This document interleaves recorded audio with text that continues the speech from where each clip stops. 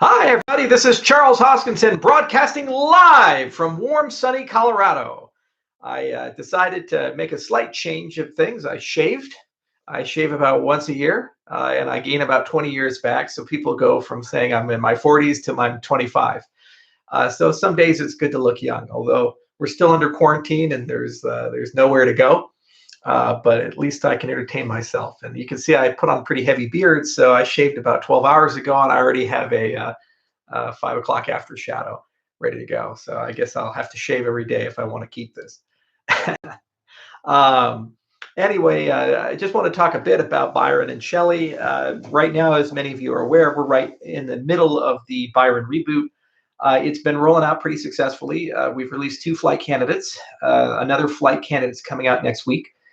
We've already made some considerable improvements on the Windows side of things and syncing times in general, anywhere between 30 to 50% for most users.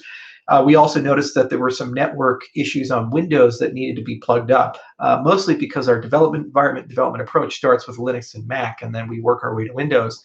So there's always going to be, with that development paradigm, some rough edges with the first generation on Windows. But this is more of an interoperability thing than a design issue.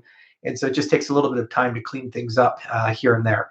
So Thursday, we cut Cardano node 1.10 with all those Windows improvements, and they're going to work their way into the Data's flight release candidate. We were planning on releasing on Friday that flight candidate, but that was Good Friday, and Friday and Monday are holidays for many people.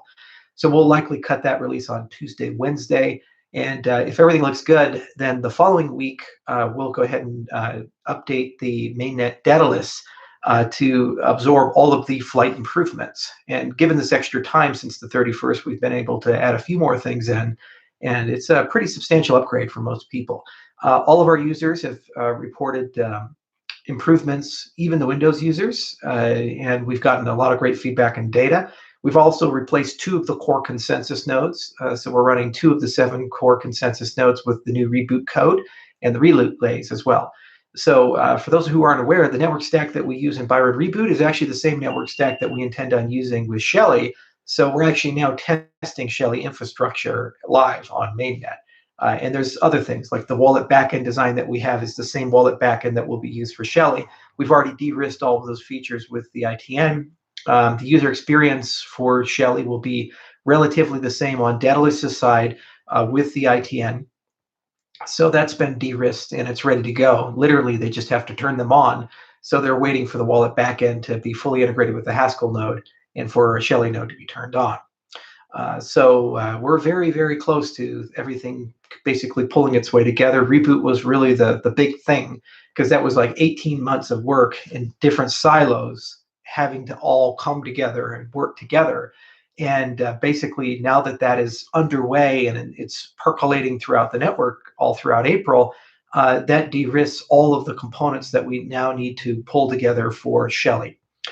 So we should have a working Shelley node where we pull those pieces together on the Haskell side fairly soon internally. And what we're going to do is we're going to have the biggest stateful operators, one who's been really loyal and passionate and just showed up every day, regardless of the quality of the software.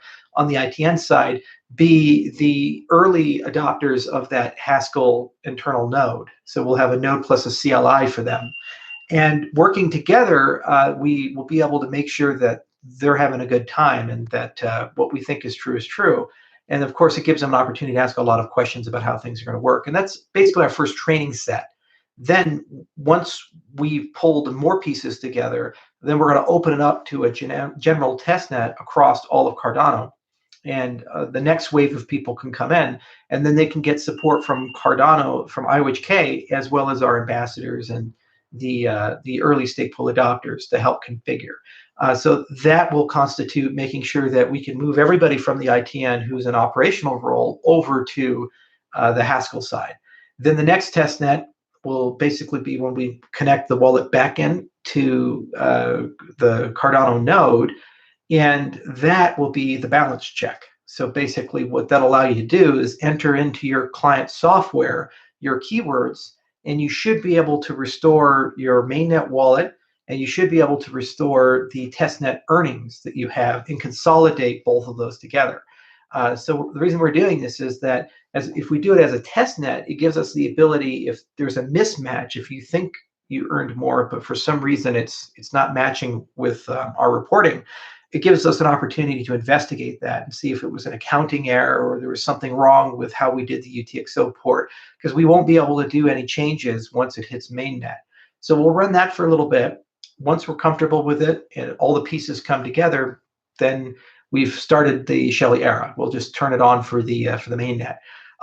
The audit from Route 9B is under remediation at the moment, and we should have most, if not all of that done April 17th. So that's in 5 days. So with any luck, if we can get permission from Route 9B, we should be able the following Monday to release the audit report publicly.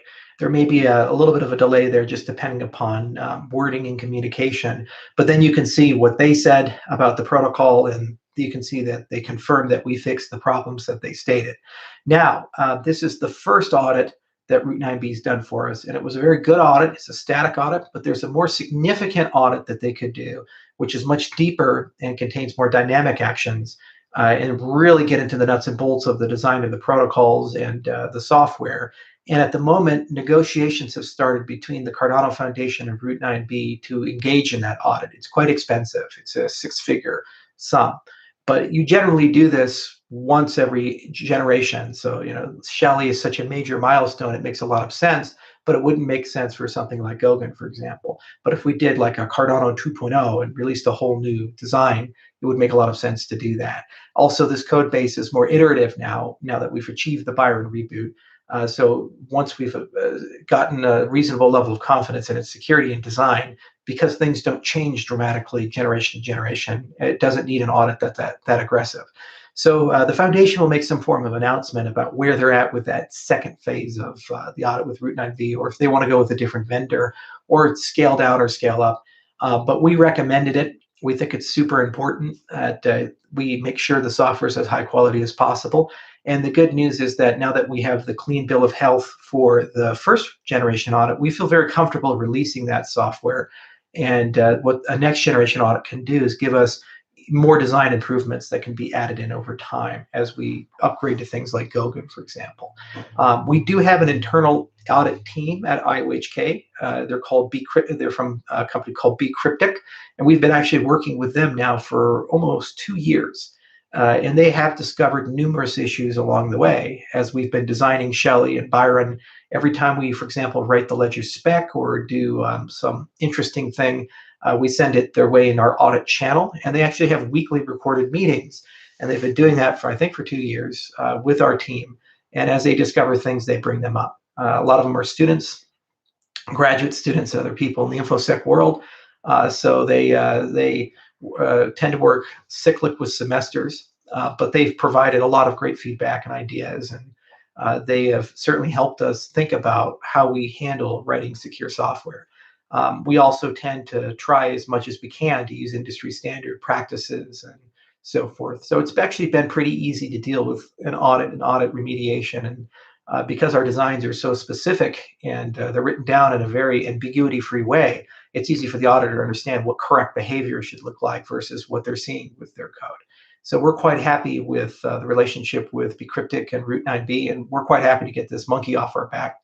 And we're quite happy to see that the Byron reboot is definitely digesting properly, and it's been relatively bug-free. It's extremely rare in your career when you pull all these different components together to expect them just to work nicely on the first try.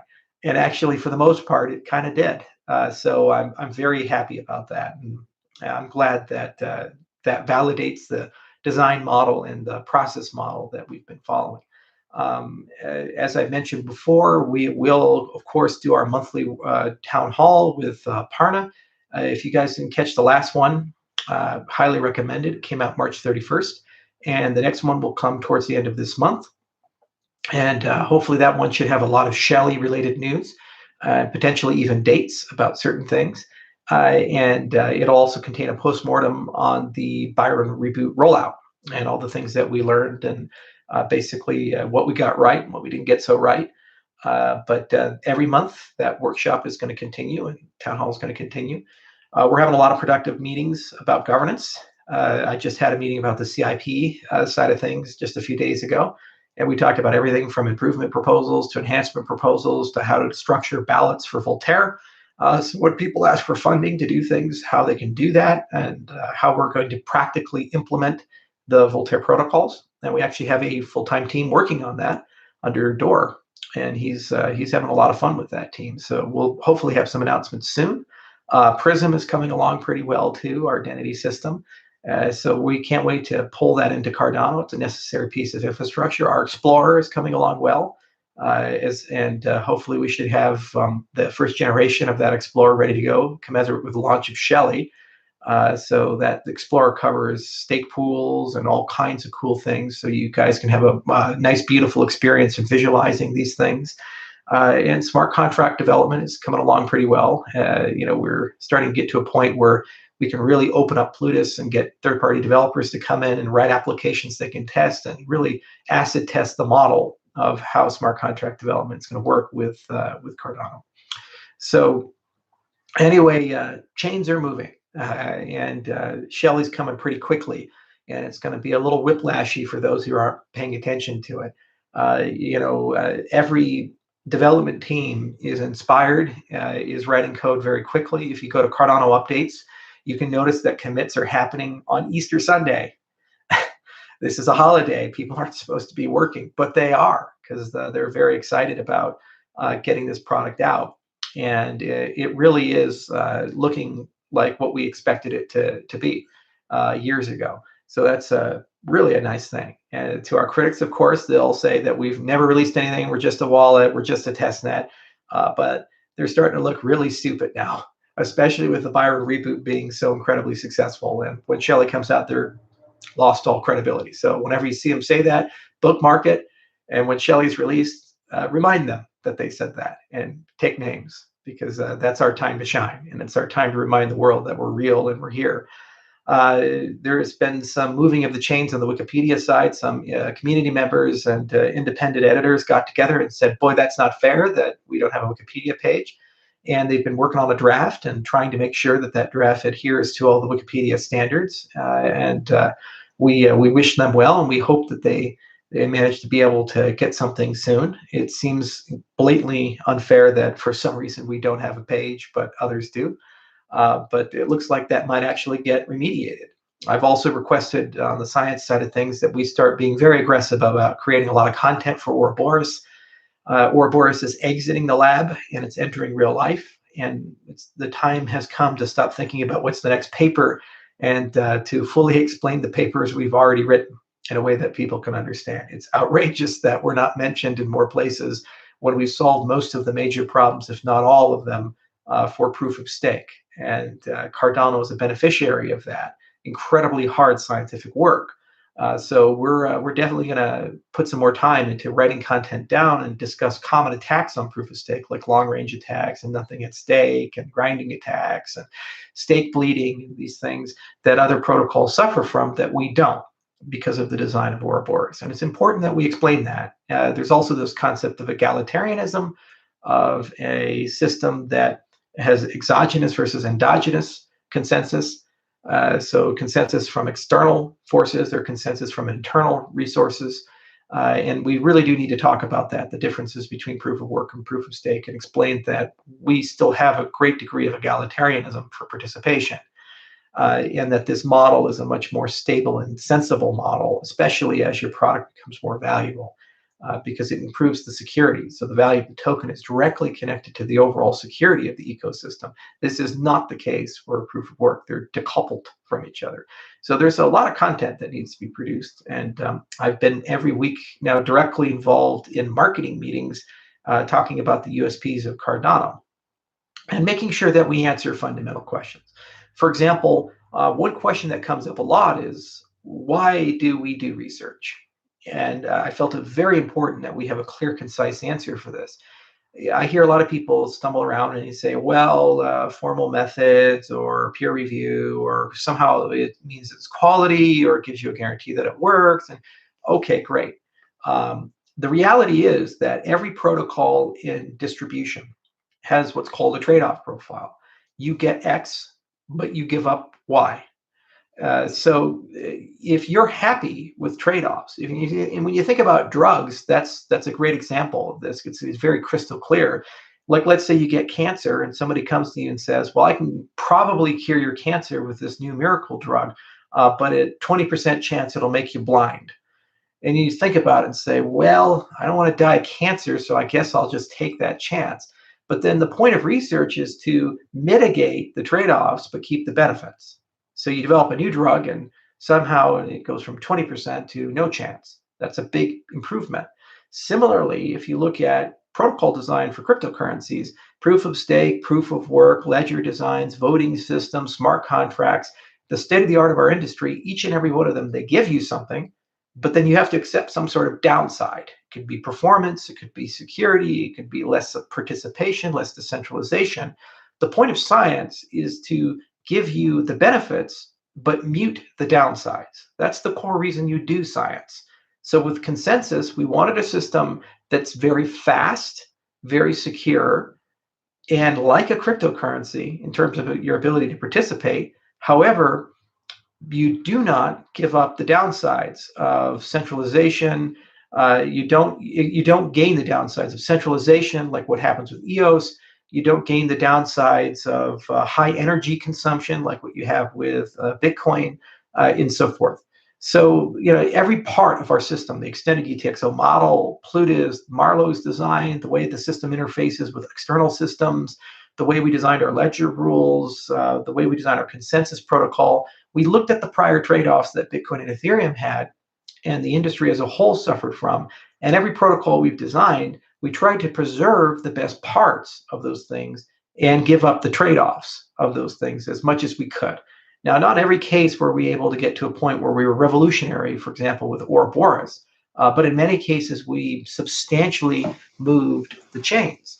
And the reason why I mention this is because I made some comments recently, and the media unfortunately has a habit of doing this. I said that Cardano's contributions to the space are much more significant and meaningful than Bitcoin's. And of course, everybody interpreted that as, oh, well, Charles is saying Cardano is better than Bitcoin, and it's going to be more valuable than Bitcoin, and Bitcoin's trash, and Cardano's great. And that wasn't the intent.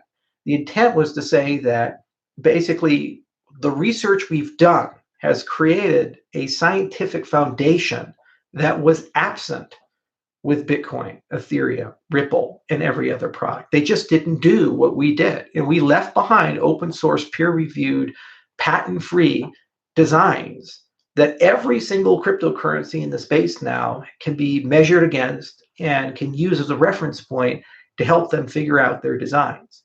This is not the case with Bitcoin. Nothing was written down with Bitcoin in a way that made it easy for third-party engineers to come in and learn from that, outside of just reading the source code and trying to figure out why things were built the way they were built. And there were no proofs of why things worked. They just seemed to work. And maybe they were great, maybe they weren't great, maybe they work until they broke, but nothing was written down in a replicatable, repeatable, buildable way. With our specifications, with the science that we've done, now anyone in the world can take that as a foundation and use that. And this is something that's universally beneficial throughout the entire cryptocurrency space. And this is what I meant when I said that Cardano has made much more significant contributions than Bitcoin has. Because honestly, we have. There are over 60 papers now that IOHK has published with its scientific connections, and we've written an enormous amount of code and a lot of specifications. Our wallet spec, for example, is a beautiful model for anyone who has a UTXO system, for example, like Bitcoin, to build a wallet for UTXO. And you'll know that that wallet you build will not suffer from a lot of common problems that Bitcoin wallets suffer from. So this is an example of industry-wide benefit. And that research we've done clearly articulates the trade-offs, the benefits, and what we were trying to optimize around. Now, you may philosophically disagree with assumptions we've made or how we achieve decentralization or economic incentives, or think, for example, our monetary policy is not right. And of course, reasonable people can disagree about these things. But what we wanted to do was separate the things that were opinion from the things that are just good designs and good and settled science, and basically a good approach to designing and building a cryptocurrency. And we feel that we've achieved that with the last 5 years of this project. And unfortunately, the media doesn't give us that kind of nuance. They just say, Charles said X, Y, Z. But I feel I should clarify that. And these are the kinds of clarifications and content that I hope will roll out with our new marketing campaign over the next few months, so that people who are giving Cardano a look for the first time ever, or a second look after looking at it years ago, walking away and then coming back, can understand what they're actually looking at and what we've actually constructed. I feel that we have the best path to scalability of any cryptocurrency. I feel that we have the best path to a sustainable network design of any cryptocurrency. I feel that we're converging on the best way of upgrading and updating a cryptocurrency. I feel that we're converging on the best way of handling voting in a sustainable and fair and high participation way of any cryptocurrency. I feel that we have the best model for innovation of any cryptocurrency. You do not have to rely on a founder or the brilliance of one particular company. What we've done is we've created a decentralized way for universities to participate and do science quickly. I mean, literally, we can solve problems in the streams of months, not years to decades. So that means that we can constantly have a new flow of innovation and an obvious way of how to integrate that innovation in a sustainable way into Cardano. These are the things that really matter when you say, is this thing going to be around in 5 years, 10 years, 15 years? And is this thing going to behave predictably, meaning that cult of personality or founder effect or other things can not come in and destroy the whole system in 5 years down the road or 10 years down the road? And that's essential for Fortune 500 participation. That's essential to become a foundation for GovTech. That's essential for high finance to get involved, because they need to know that they're building on granite, not quicksand. In everything we do, we also telegraph a long time ahead of time of how we're going to do it, which is why it's so puzzling to me why our critics are so they have so much vitriol. For example, we told everybody this is how the Byron reboot is going to work and be rolled out. And then we followed that plan, and then our critics attacked us as if we didn't tell them. The same for Shelley. We said that we're going to roll out Shelley in a systematic way. We're going to start with an incentivized testnet, and that incentivized testnet will allow people to basically get good at the business of staking, build relationships, build brands, build reputation, ask many questions about the experience, the user interface, and other things that we really need to get right if Shelley's to be successful. And then it gives us a metric of how decentralized the system is. And you can see those statistics. They exist, they're there. Those stake pool operators are there. They make videos. I tweet the videos. Those are obvious things. Then we said, we'll do the Byron reboot to make sure we have a proper foundation to put all of these things on. And then we'll turn on all the Shelley features that are embedded within that code base, and then port people over, make sure that it works, make sure the rewards ported over, and then turn Shelley on. We've been very open and public about this plan, and people can see significant, meaningful progress towards it. Yet our critics, for some reason, don't seem to understand any of that. So I think that our marketing has to really exist on two different dimensions. One is to make sure that we clearly articulate what we've actually already accomplished and how we think. And then two, we need to make what we've done as accessible as possible to as many people as possible, and be as open as possible to get as many people into the tent. And working with McCann, working with April 6th, working with our internal teams, the foundation team, Emergo's team, we actually have a pretty good bench of people. And there's going to be a lot of content coming soon that I hope will change things. The other thing is that we need to make sure that we constantly communicate with the community. This is why we're every single month doing our product update. I'm going to see if we can do weekly or bi-weekly updates on certain components like Plutus and Daedalus and the wallet backend. We're trying very, very hard to make sure that surrogacy forms so that it's not just us explaining it, but other people can correctly explain it. And this means that certain content has to be created, like infographics. It means that we have to make sure that independent media forms, for example, the Cardano effect. I would love to see more of that. In particular, I'd like to see an enterprise-oriented Cardano effect, specifically for stake pools. And I'd love to see one specifically for developers, so we can get a kind of like a twit.tv style network forming for all things Cardano, and see gradually more and more content being made under that umbrella that eventually could be directly funded by the Cardano blockchain as opposed to the foundation now. So a lot of that is coming in the next few weeks and coming months. and hopefully it's going to be able to move the chains and have a dramatic impact on things. We've also completely changed the experience of listing of ADA. Come middle part of this month, the first generation of our new libraries for Addresstia will be available. And those libraries should make it substantially easier for exchanges who care to list ADA to do that. And also eventually those libraries will contain a lot of stuff about staking and the litany of other things. And this is just really important so that there's a unified experience amongst all operators of ADA that they can have. So it makes it substantially easier for a community to form to answer questions in a very open source way. It would be a failure if the only way to use the product, you have to go to one firm or one group of people, because then those people become the custodians and then they have dominion over the product. It's incredibly important that we build things in a way that they're as open and decentralized as possible, so people are capable of answering and fixing their own problems in a very community-driven way.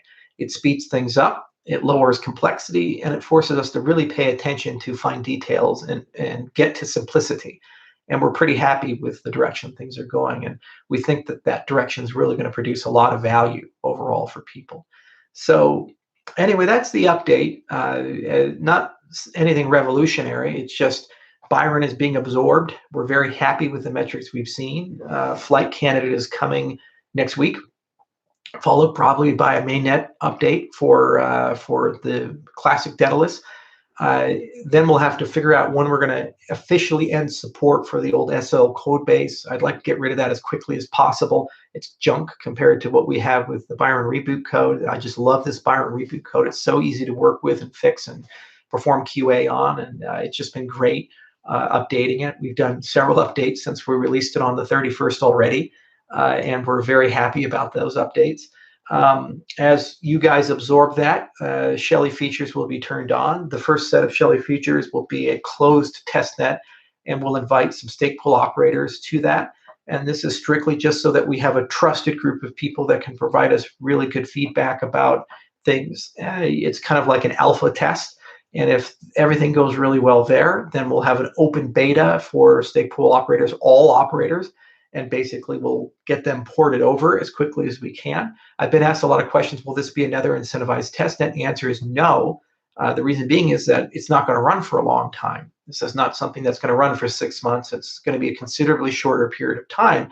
And the point of this is configuration. It's giving those who have already invested time, effort, money into getting set up for the ITN to have a migration path to make sure what they've built can work in the Haskell world, and also make sure that these components are working the way that we think they are. And then shortly after that, we'll turn on the balance check testnet. And the point of that is basically to verify that all the wallet accounting is right, because that's our only opportunity to do that. And you can do that in a testnet capacity. And if everything looks really good there, then we'll basically phase out everything and turn on all the Shelley stuff. Because of the Ouroboros BFT design that we have in Reboot, we can very safely roll out the network. So when we switch to Shelley, it'll still run in BFT mode. And then epic by epic, more and more of the slots will be made by stake pools. And hopefully, because we already have a lot of stake pool operators, that'll be a super fast process. But it has a control mechanism based upon network quality to see how many of those slots are made by. So we'll write a whole blog post and a series of communications about how that rollout is going to look. But just like Byron Reboot, the network needs time to absorb all these things. But basically, we built everything from the hard fork combinator design to Ouroboros BFT to the old SL code base to the bridges to the new Reboot code base in a way to make this as graceful as possible for the end user. So basically, if your user experience should be something like downloading a piece of software, perhaps recovering your wallet, and then you're done. That's what we're trying to get to. And then you're in a position, just like with the ITN, to be able to delegate your stake and do all of these things. And then because of the Daedalus Flight program, it gives us a way of rapidly adding new features, like, for example, ledger support to Daedalus and multi-sig to Daedalus without having these long development pipelines. These are things that can be done in weeks and potentially months, not months and years. But we really like that we're seeing that. We're getting close to also having a regular release calendar where we can just every month give you, perhaps at the product workshop that we do, a calendar for the upcoming month and say these are the releases that are coming. The richness of the release notes will increase. The richness of the external reports will increase. The richness of communication will increase, especially in May.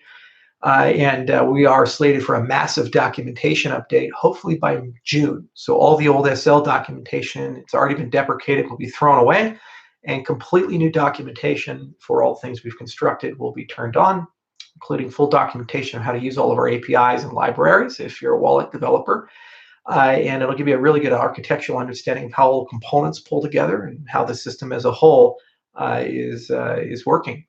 So basically, that's where we're at, guys. When we have a date for Shelley, when we actually flip the switch for the hard fork, we'll try to make our virtual summit the same as that. So when we announce the virtual summit, that'll be commensurate with the launch of Shelley, and hopefully we could even launch it at the virtual event. So look for that on the horizon as well. Anyway, have a happy Easter. It's a very special day for many people throughout the world. And I often look at religious holidays as in two lenses. For those who are religious, it's got that dimension to it. But then all these religious holidays are also important opportunities for people to reconnect with friends and family. And in time of COVID, I know that people are having difficulty with large gatherings, but there is no excuse not to call your mom and dad. There is no excuse not to reconnect with friends and family that perhaps you haven't talked to in a long time. It's a good day to do that. Sunday, it's not like everybody's got huge things going on. Most of us are taking this day off. So do take that time and that opportunity. Those are days you can't get back. And make sure that your health is good, and make sure that your friends are happy and you're happy. So thanks for listening. As always, I appreciate it. I'll probably keep the new look for a little while. I know you guys love the beard, but it was getting a little crazy there. I had the Viking mountain man survivalist beard, and we're not quite at that stage yet. And I'm very happy with the progress the ecosystem has made. And I'm very happy with the fact that we are answering all the commitments that we made a long time ago with professionalism, grace, dignity, and quality. So thanks, guys, for listening, and I'll talk to you soon. Cheers.